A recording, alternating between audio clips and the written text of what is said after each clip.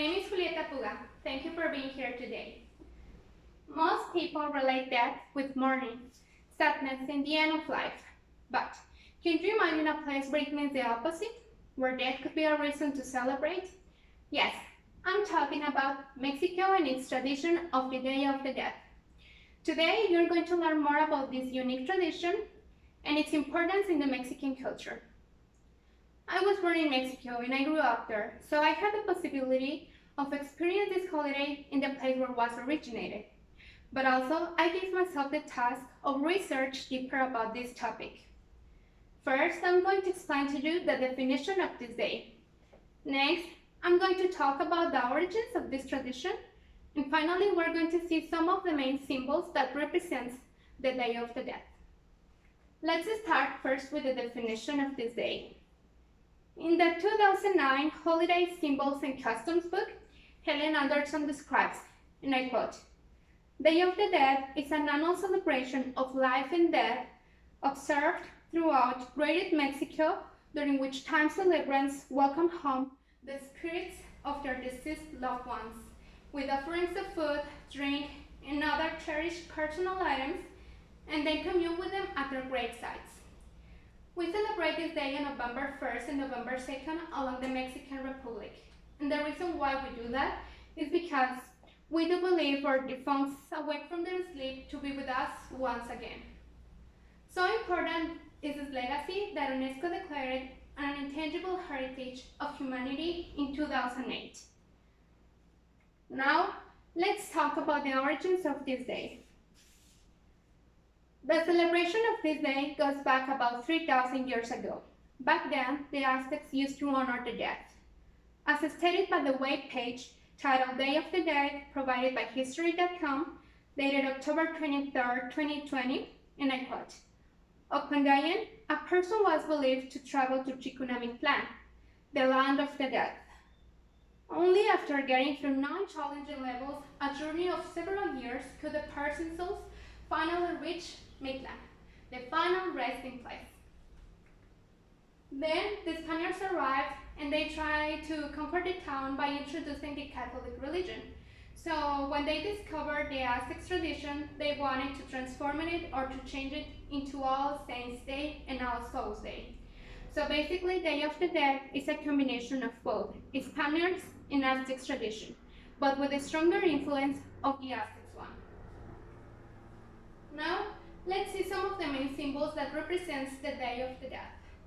One of them is the altar.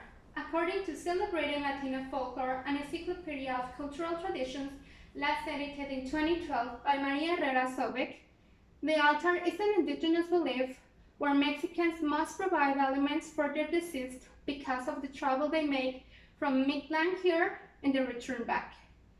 Briefly, I want to mention that there are 3 types of altars. The first one is a 2-level altar and represents the division between the sky and the earth. The second one is a 3-level altar and represents again the division between the sky and the earth, but also the underworld.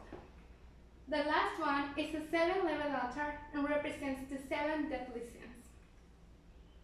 Now, let's talk about the elements in the offering. In the webpage titled Elements in the Offering of the Day of the Dead, dated October 23, 2019, provided by the Government of Mexico, says that some of the offerings placed on an altar are water for the thirst of the souls, papel picado, which represents a connection with the underworld and also serves to decorate, candles, which light up the soul's return home, salt to purify the spirit,